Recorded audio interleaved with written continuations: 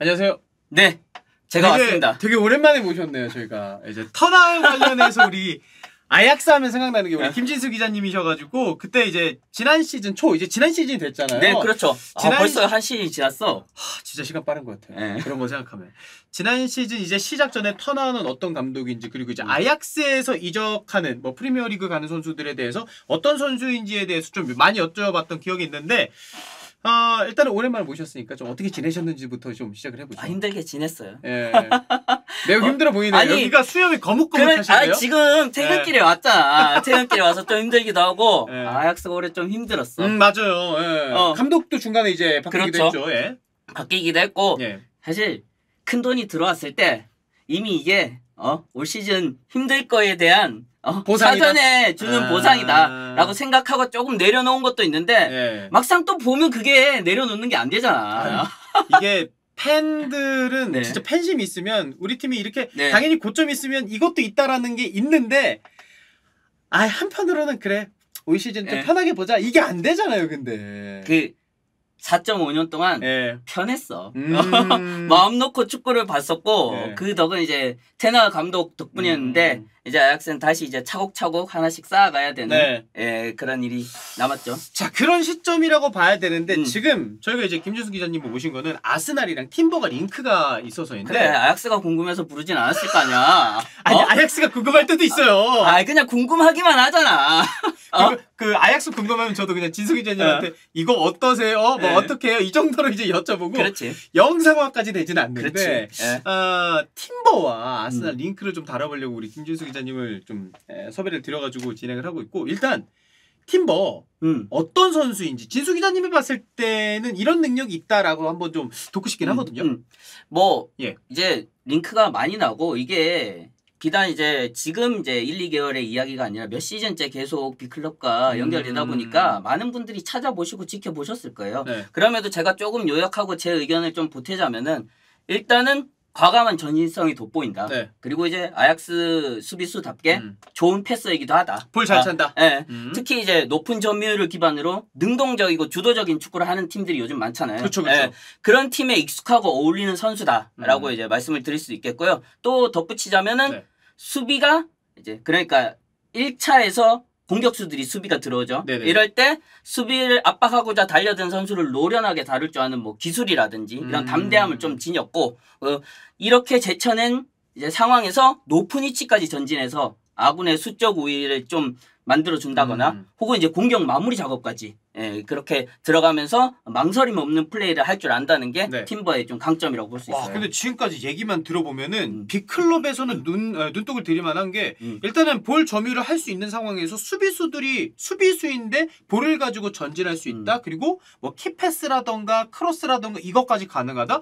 강팀 입장에서는 이보다 좋은 수비수가 있을까 싶긴 하거든요. 요즘은 특히 수비수들에게도 이런 능력을 굉장히 많이 요구하는 편이잖아요. 이제는 수동적으로 수비만 하고 이런 시대는 좀 아니라고 봐야 되니까. 그렇죠. 그래서 아까도 얘기 드렸지만은 아약스 유스 출신답게 볼을 다루는 센스가 굉장히 있고 다만 혼전 상황이나 쇼카운터를 감행할 때 좀 판단 자체를 과감하게 가져갈 때가 있어요. 이게 이제 잘 풀리면은 정말 극적인 우리에게 유리한 상황으로 이루어지는데 아닐 때는 위기를 초래하기도 하고요. 이런 것들이 조금은 이제 불안 요소 이런 것들이라고 말씀드릴 수 있고 또 볼을 다루는 데 있어서 이게 터치가 정말 섬세한 그런 선수는 아니에요. 볼이 조금 튀는 경향이 있고 이거를 자신의 가속 이런 것들을 커버하려는 그런 경향이 있거든요. 그러다 보니까 성공했을 때는 아까 얘기 드렸다시피 정말 좋은 효과가 나오는데 아닐 때는 좀 어려운 상황으로도 이어진다. 이런 걸 이제 제 개인적인 의견입니다. 원래 게임에서도 슈퍼 플레이랑 그렇지 않은 플레이, 완전 그냥 스로잉 던지는 거랑 한 끗 차이라고 하거든요. 그 느낌을 좀 줄 수 있는 수비수라는 생각이 드는데 그 부분에 대해서 좀 동의를 하세요? 네, 동의도 하고 그리고 아까 전진성이 돋보이고 좋은 패서라고도 말씀드렸는데 여기서 조금 비교를 해봐야 될 것 같아요. 이전 아약스 수비수들 그러니까 블린트, 리산드 이런 선수들을 이제 대표적으로 이야기 드릴 수 있는데 블린트 같은 경우에는 정말 상대 수비 라인 한두 줄을 동시에 패킹시켜버리는 그 스루 패스가 일품이거든요. 그리고 리산드로 같은 경우에는 시원하게 뻗어가는 중장거리 패스가 정말 좋은 선수고 그런 것들이 이 프리미어리그에서 이미 검증이 됐다라고 볼 수 있죠. 챔피언스리그 무대에서도 굉장히 좋은 모습으로 이어졌고요. 근데 이런 전임자들과 비교했을 때 패스 스페셜리스트인가? 있다라고 보기에는 저는 조금 아쉬운 면이 있어요. 물론 기준이 좀 높다고 볼 수도 있어요. 아니 왜냐면 리산드로는 올 시즌 맨유에서도 후방에서는 뭐 핵심이라고 봐야 되니까. 그렇죠. 예. 그렇지만은 상대 진영에서 뭐 시즌 한 3시즌 정도 풀타임으로 뛰고 있는데 80% 후반 90% 정도의 패스 성공률을 보이고 있으니까 그럼에도 좋은 패스인 건 확실하다. 자질이 있다라고 말씀드릴 수 있어요. 전체 패스 성공률이 뭐 91%, 88%이 정도였잖아요. 지난 시즌. 이게 우리 진영에서 패스 성공률이 아니라 상대 진영 넘어가서의 패스 성공률인 거잖아요. 물론 이제 리그에서는 아약스가 차지하는 그 위치하는 그런 것들과 이제 공격적인 성향, 그리고 압도적인 전력 이런 것들이 좀 보정치로 이뤄지긴 해야 돼요. 그럼에도 챔피언스나 이런 무대에서도 이와 유사한 준하는 기록들을 보여줬고 여기에서 팀버의 재능이 잘 발휘됐다라고 볼 수 있죠. 그러니까 많은 분들이 아스날에서 이 선수를 그래서 뭐 센터백 로테이션으로 쓰는 건지 우풀백으로 쓰는 건지 왜 고민하냐면은 중앙 수비수로 성장했는데 이 선수가 신체적 조건이 대단히 좋은 편은 아니거든요. 여기에서 좀 이야기가 나온 김에 단점들을 조금 짚고 넘어가야 될 것 같아요. 중앙 수비치고는 확실히 단신이죠.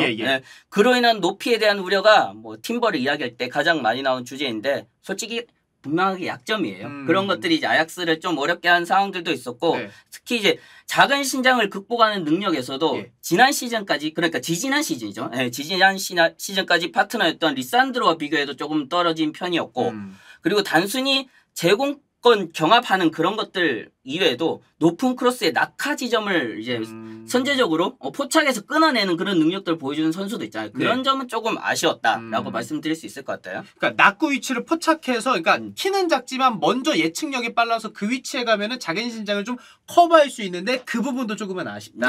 그래서 챔피언스리그나 이런 중요한 경기에서 실점의 빌미가 좀 되기도 했었죠. 그러면 아스날 팬들 입장에서 이런 의미 들 것 같아요. 세트피스 상황에서 상대 공격수든 상대 수비수든 아무래도 체구 큰 선수들이 막상 박스 안쪽으로 많이 들어갈 텐데 팀버 쪽으로 붙여놔서 그 장면에서 상대 입장에서 기회를 만드는 장면도 많이 일어나지 않을까. 그렇죠.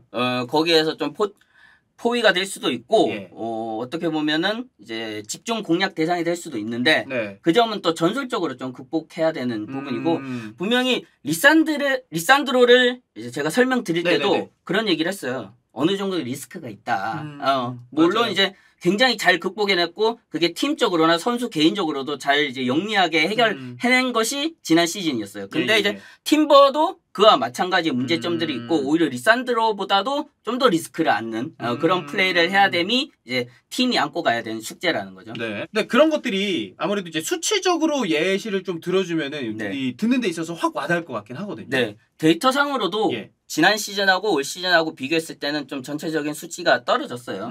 이건 근데 팀의 급격한 변화도 어느 정도 감안을 해야 돼요. 턴하고 떠났으니까. 그렇지. 테나 감독이 4.5년 동안 팀을 잘 만들어 놨었잖아요. 근데 터나 감독이 떠났고 그와 동시에 이제 수비 구성원에도 큰 변화가 그리고 자주 일어났어요. 그런 변화들이. 그러다 보니까 팀버는 계속 동료들도 바뀌고 전술도 바뀌고 감독도 한 차례 바뀌면서 또 이제 혼란스러운 그런 상황에서 중심을 잡고 가야 되는 그런 역할을 했었고요. 거기에서의 수치 저하 같은 것들이 좀 있었다라고 말씀드릴 수 있을 것 같아요. 뭐 경합?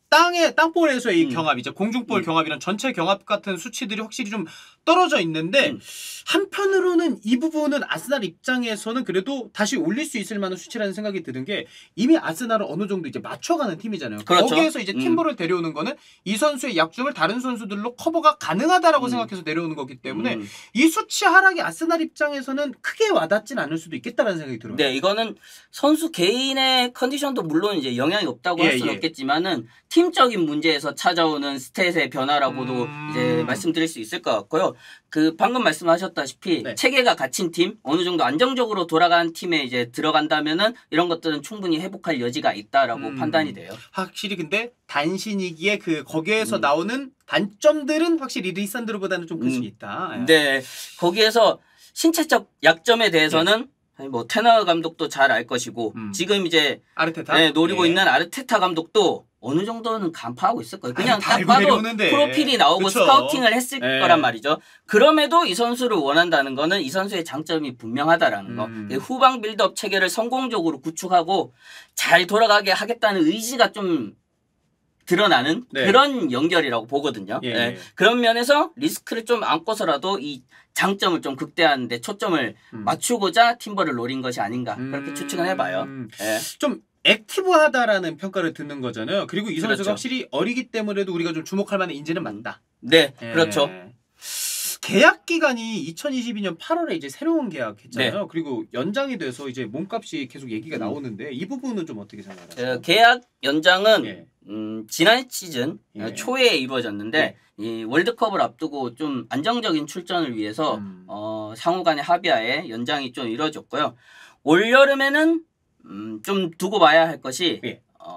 팀버의 입장 자체는 예. 좀 애매해요. 아 그래요? 그러니까 가고 싶다, 그러니까 남겠다 이게 애매해요? 네덜란드 언론에서는 내가 한 해 더 남지 못할 이유가 없다. 그럼 난 남아도 상관없다. 이런 이야기도 하는 반면에 이제 대외적으로 혹은 국제적으로 나오는 인터뷰에서는 뭐 해외 진출할 준비가 됐다. 이런 이야기들도 나오거든요. 예. 그런 면에서 아약스도 이적료를 그냥 쉽게 주진 않을 것이고 거기에서 이제 사고자 하는 팀과 이 팔고자 하는 팀의 줄다리가 뭐 좀 많이 이루어지지 않을까 그런 예상은 있어요. 그러나 이제 최근에 그런 얘기가 나오고 있어요. 지난 시즌에 계약 연장을 할 때 어떤 이제 이적에 관련된 조항 같은 것이 포함된 것 아니냐 이런 추측들이 나오고 있고 실제로 뭐 포함됐는데 아직 밝혀지지 않았다. 7월에 되면 그것이 이제 공개될 것이다라는 이야기도 있거든요. 김민재 선수처럼 이제 바이아웃이 중간에 네, 삽입되거나 그렇죠. 이런 조항들은 뭐 우리가 다 알 수는 없는 거니까. 네, 그렇게 되면은 이 국면들이 확실히 달라질 수도 있겠죠. 일단 아약스가 요구하는 건 이제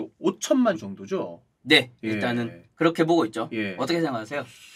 아 근데 저는 그 생각이 들어. 이게 좋은 진짜 액티브하고 단점이 명확하지만 아스날처럼 주도적으로 축구하는 게 확실히 틀이 되는 팀에게는 진짜 필요한 수비수라는 생각이 들긴 하거든요.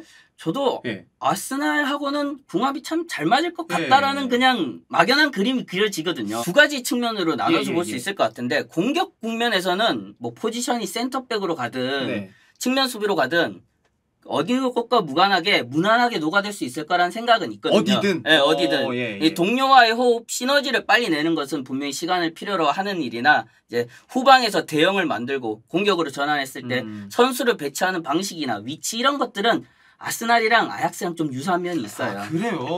그럼 그러다 보니까 괜찮을 수 있겠는데요? 그러니까 잉글랜드라는 무대, 뭐 프리미어리그라는 무대, 그리고 이제 새로운 아스날이란 팀 이런 것들에 적응하는 것들은 물론 이제 새로운 선수가 분명히 거쳐가야 되는 일이지만은 전술적으로는 그래도 다른 팀에 간 것보다는 훨씬 빨리 녹아들 수 있지 않을까 그런 예상은 드는데 다만 이제 수비 국면에서는 전 소속 팀과는 대형도 다르고 상대하는 선수와 팀도 다르고 그리고 같이 호흡을 맞춘 선수들도 다르다 보니까 다른 방식으로 수비하는 법에 좀 익숙해져야 되는 그런 과제가 생기지 않을까 생각은 들어요. 확실하게 이제 어리고 유망한 자원들이 센터백에도 풀백에도 있다 보니까 팀버는 거기에 힘을 더할 수 있는 영입이고 내년 시즌 만약에 진첸코가 확실히 이번 시즌처럼 더 좋은 모습을 지난 시즌만큼 좋은 모습을 보여준다면 인버티드 풀백으로 딱 들어가서 미드필더 숫자 늘려주고 팀버도 액티브하게 올라가다 보니까 그러면 아르테타 입장에서는 뭔가 약팀이라던가 확실히 본인 팀이 점유율을 높여서 축구할 때 있어서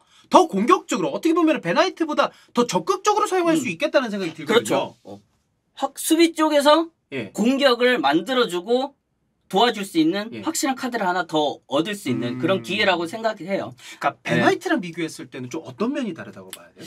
물론 이제 베나이트가 올 시즌 우측과 중앙을 오가면서 기여한 것이 굉장히 많다라고 생각하는데 팀버가 LADBC 그리고 챔피언스리그에서 보여준 모습만 놓고 판단하자면은 베나이트보다 좀 더 속도나 이런 속력 면에서 기여를 할 수가 있고 종횡으로 조금 더 넓은 범위에서 기여를 할 수 있지 않을까 그런 이제 약간 막연한 낙관적인 기대는 해요. 베나이트는 확실히 좀 더 종쪽이라고 봐야 되니까. 그렇죠. 팀버는 이제 아약스에서는 중앙에 설 때도 측면에 설 때도 위치에 이제 한쪽에 국한되지 않고 넓게 가져가는 그런 경향이 있거든요. 그런 것들이 아스날에서 아르테타 감독이 어떻게 주문하느냐에 따라 좀 달라질 수는 있겠으나 팀버가 본인의 성향을 최대한 살리고 감독도 그걸 살려주고자 한다면은 그런 모습들이 나오지 않을까 생각이 들고요.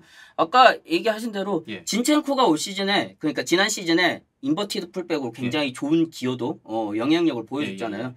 진첸코가 혹시 벤치에 있거나 부상으로 빠졌을 때는 그걸 우측으로 축을 옮겨서 왼쪽은 수비적으로 그렇죠. 가고 오른쪽으로 팀버를 올려서 쓸 수도 있고 혹은 방금 말씀하신 대로 상대가 완전히 내려앉는 수비를 한다. 그리고 우리가 완전히 밀어붙이는 공격을 펼친다. 이럴 때는 동시에 나와가지고 선발부터 나올 수도 있고 혹은 이제 중반부터 동시에 기용을 해서 완전히 계속 몰아붙이는 그런 그림을 만들 수도 있을 것이죠. 색깔이 확실한 카드니까 왼쪽에서든 오른쪽에서든 이 선수가 나왔을 때 변화 포인트는 있을 것이다. 이렇게 좀 해석할 수 있을 것 같고 뭐 이정료 얘기도 뭐 계속해서 뭐 현실적으로 이정료 얘기도 나옵니다만은 이게 선수 이적이 잘 되려면 결국 구단이랑 아스날이랑 아약스랑 이제 아스날의 관계 이런 것들이 그렇죠. 중요하잖아요. 중요해요. 어떨 것 같습니까? 아약스에 누가 있습니까? 미슐란트. 요번에 왔죠. 그 아약스가 프런트가 참 어수선해요. 지금은. 오베르마스가 불미스러운 일로 그렇죠. 자리를 비우게 되고 반데사르가 어떻게 보면 CEO인데 많은 역할을 맡으면서 좀 고충이 있었어요. 그러다 보니까 올 시즌이 종료되고 난 다음에는 본인도 좀 쉬고 싶다. 그래서 이제 자리를 내려놨고 완전히 재편되고 있는 상황이거든요. 이런 상황에서 이제 단장이 미슐린 타트가 지금 많은 역할을 할 거예요. 당분간은. 여기에서 그만큼 권한도 있을 거란 말이죠. 미슐린 타트가 합류한 지는 얼마 안 됐지만은 그 합류하고 난 다음에 정말 많은 일을 했대요. 그래서 밀린 경기들도 다 챙겨보고 이전에 있었던 사례들도 다 챙기면서 본인이 어떻게 일을 해야 되는지 그런 것들에 대한 고민이 많이 있었고 공부를 했다고 하는데 그러면은 지난 시즌 사례가 그대로 떠오를 거예요. 지난 시즌 사례라 하면 리산드로나? 안토니 사례죠. 안토니 사례의 경우에는 그 아약스 구단의 그 스포츠적인 관점과 경제적인 관점이 맞물려서 굉장히 안에서 많은 토론이 이루어졌고 결국은 경제적인 관점에 손을 들어주면서 이제 고액을 받고 보내는 그런 선택을 한 사례거든요. 그러면서 팀은 아까 말씀드린 대로 굉장히 어렵게 갔고 감독도 그에 대한 불만을 계속 드러내면서 이제 좀 만족스러운 감독 생활을 보내지 못했죠. 근데 올 시즌에 또 새로운 감독이 왔단 말이죠. 그런 사례가 또 반복된다면은 이거는 구단의 명성이나 체계나 이런 것들에 있어서 큰 흠집이 될 수도 있거든요. 그래서 고민이 아마 많을 겁니다. 그러니까 미슐린 타트의 고민은 이렇게 좀 정리하면 될 것 같아요. 아까 안토니의 사례처럼 스포츠적으로 결국 이제 축구적으로 성적으로 그거랑 경제적으로 봤을 때 어디에 가치를 좀 더 두느냐. 팀버라는 선수를 데리고. 그렇죠. 자 일단 뭐 오게 되면은 확실히 좀 괜찮은 영입이 될 것 같고. 좋은 영입이 될 거라고 생각되고요. 타 팀에 비해서는 아스날이 그리고 아르테타 감독이 좀 리스크를 최대한 줄이면서 기용하는 방식으로 가지 않을까라는 뭐 개인적인 생각이 있어요. 그 이야기는 중앙보다는 좀 더 측면으로 쓰면서 장점을 좀 잘 활용하는 방법으로 가지 않을까 싶고 그렇다면은 좀 적응에 조금 도움이 되지 않을까. 왜냐하면 센터백으로 나와서 이 리스크가 정말 치명적인 문제로 드러났을 때 와닿는 경기력 저하라든지 이런 것들이 쉽게 볼 수는 없잖아요. 그런 면에서는 아스날로 가는 것도 괜찮겠다 생각합니다. 자 오랜만에 우리 낑깡대부 김진수 기자님 모셔가지고 아스날과 팀버 관련 링크 잘 얘기했고 오늘도 너무 잘 말씀해 주셔서 너무 감사합니다. 진짜. 잘 팔려고 지금 왔습니다. 사실 저는 팀버가 남는 것도 좋지만은 이 시점에서 팀버는 이제 해외 진출해서 성장하고 아약스가 한번 크게 재편돼야 된다라는 생각이 들거든요. 왜냐하면 지난 시즌에도 물론 재편을 하려고 많은 선수를 영입하긴 했어요. 근데 이제 팀버가 아는 리스크라든지 이런 것들도 아약스의 계속 고민이거든요. 고민거리거든요. 그럴 바에는 그냥 다 정리하고 수습할 때 같이 하는 것도 괜찮겠다. 그러니까 잘 좀 쳐달라 가격. 이거다. 그런 얘기입니다. 네. 그렇습니다.